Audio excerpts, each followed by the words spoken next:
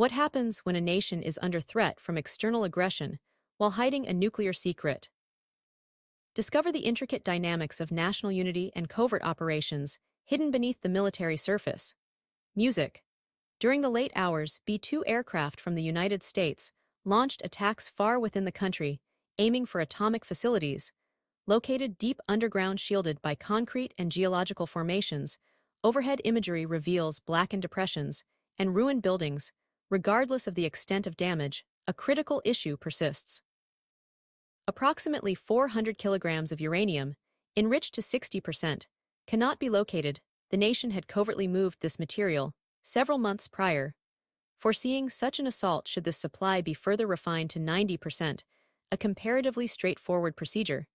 It would yield sufficient fissile material for 9 atomic armaments, as long as this reserve is unaccounted for, and the country maintains even a remote capacity to construct a weapon. Netanyahu will consider the conflict unresolved since complete elimination of nuclear capability is no longer an option. The other nation might now pursue the alternative strategy.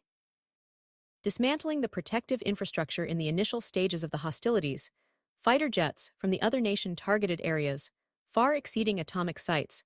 They struck locations such as Khuzestan, Mahabad, and Tabriz not solely for military objectives, but because these represent vulnerabilities within the country, areas where national solidarity and coherence are most fragile, and where civil unrest can proliferate most rapidly. Therefore, even as a cessation of hostilities is nominally affect the other nation's objective, might now extend beyond mere demolition to include destabilization. If the outlying regions are fractured, the core may lose its grip. A former royal figure, Raza Pahlavi, has engaged in an extensive media campaign, asserting that the current government is collapsing and presenting himself as a provisional leader for a transformed nation. However, this portrayal appears orchestrated. His public presence increased during the conflict. Nevertheless, his online interaction metrics remained unusually steady even amidst national internet disruptions. For example, he garnered nearly identical levels of likes and shares when the populace was disconnected. Such a scenario should be impossible. These trends indicate that his support base is not organic to the country, but is rather artificially boosted by automated accounts. Furthermore, numerous Arabic-speaking profiles on X started advocating for him, using virtually identical phrasing, inundating the platform with material intended for widespread dissemination. Simultaneously, conventional news reporting mirrored this promotion predominantly through conservative media outlets, many of which are part of larger media groups. Consequently, there is evidently a coordinated endeavor to construct a misleading perception of an indigenous social movement within the country. I utilize ground news to synthesize information, as it enables me to consult local and regional sources. I genuinely believe this offers the optimal method for comprehending this complex area. The significance of this cannot be overstated, which is why I requested ground news to support this video. I frequently explore their blind spot page, where they feature many compelling narratives that other news outlets often overlook due to skewed reporting. Visit groundnews/Caspian or acquire the mobile application and input promo code Caspian to secure a 40% discount on the Vantage plan. Additionally, by subscribing, you are directly aiding my channel. My gratitude to Ground News. The relevant link is provided below. Music. A Kurdish armed faction, known as PJ, deeply embedded in the nation's northwest, released a declaration calling for ethnic Kurds to mobilize against the authorities. The phrasing was cautious, highlighting concepts of liberty and self-governance, yet the implicit message was unmistakable. The country is susceptible, and its peripheral regions are aware of this. This group operates within the Kurdistan and Kermanshah provinces of the nation, where a majority of the population is ethnically Kurdish. Both areas have endured significant aerial bombardments from the other nation, yet these strikes were not aimed at atomic sites or missile launch pads. Instead, they hit local command centers, intelligence gathering points, and military housing. Such assets present no immediate danger to the other nation, but they are crucial for the central government's authority over its outlying territories. Without them, the government's grip on disaffected populations would diminish. However, Kurds are not the sole ethnic minority group in the country. Far from it, people of Persian descent constitute only 55 to 60% of the populace. The remainder comprises a diverse mosaic of Arabs, Baluchis, Lurs, Turkmens, Azerbaijanis, and others. The majority of these communities reside along the nation's borders areas, where central authority has historically been least firm. To provide context, the country's harsh mountainous landscape impedes the complete integration of its varied cultures and populations. The elevated topography forms isolated enclaves where distinct communities preserve their unique tongues, customs, and self-perceptions. The concentration of ethnic groups in specific territories consistently fosters demands for self-rule and even separation. While the nation previously afforded a degree of self-governance to these groups, the consolidation of authority in the capital during the early 20th century progressively diminished those political liberties. With time, this centralization propelled the nation's evolution into an increasingly autocratic state.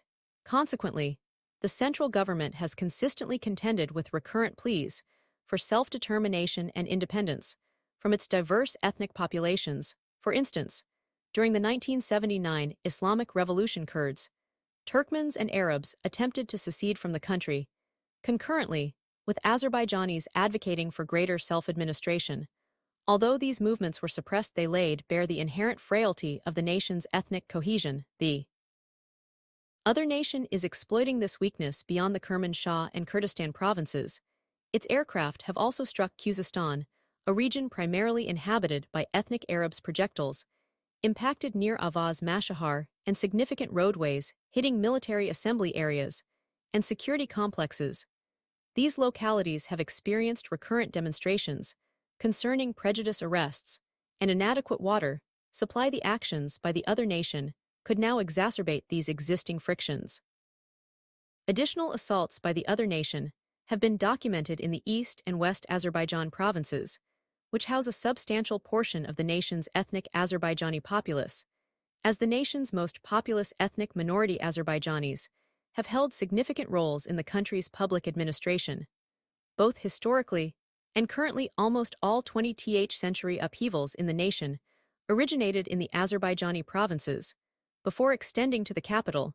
Since the commencement of hostilities, the other nation has consistently focused its offensive capabilities on military resources within both provinces. Aerial bombardments near Tabriz airport imply that these attacks possess not only military but also political objectives. Three separate territories, three distinct points of weakness, and a singular evident trend. To be precise, this presentation offers an examination of the other nation's strategic approach, not an affirmation of it. We do not support secessionist movements or the fragmentation of the country. This merely represents an interpretation of how the other nation perceives the geopolitical landscape within its strategic doctrine. Internal divisions are not unforeseen occurrences. They are opportunities. The other nation has committed extensively to neutralizing the country's capacities and cannot now withdraw even with the ongoing ceasefire, while its aircraft aggressively struck the periphery. A more subdued, precise operation was unfolding. This endeavor targeted the internal framework of authority. The Islamic Revolutionary Guard Corps, the IRGC, does not function as a conventional military organization. It operates as a parallel governmental structure, established following the 1979 revolution. Its allegiance is not to the conventional administration, but directly to the nation's paramount spiritual leader. It oversees commercial enterprises, directs public discourse through media, conducts intelligence operations, and formulates external relations policy domestically. It ensures compliance, stifles opposition, and supervises the nation's most critical initiatives, including its ballistic missile and atomic development efforts. Externally, it projects influence via surrogate forces, commanding a standing strength of nearly 200,000 personnel, supplemented by over 600,000 reservists. Essentially, the IRGC integrates the nation's defense, intelligence, and political authority into one monolithic entity, thereby blurring the distinction between military might and governmental power. Concisely, it constitutes the central command of the state, and is likely the entity safeguarding the unaccounted for uranium reserve. Thus, if the uranium cannot be located and neutralized, then dismantling the apparatus that safeguards and potentially could weaponize it emerges as the most viable alternative. This is precisely Why the other nation has designated the IRGC as its foremost objective within a mere fortnight. The other nation neutralized a succession of high-ranking IRGC officers. Some were hit at established sites, while others were eliminated through pinpoint strikes on vehicle convoys, administrative centers, and secure residences. These were not indiscriminate assaults. They constituted precise removals of leadership. This is because IRGC personnel are not merely military strategists.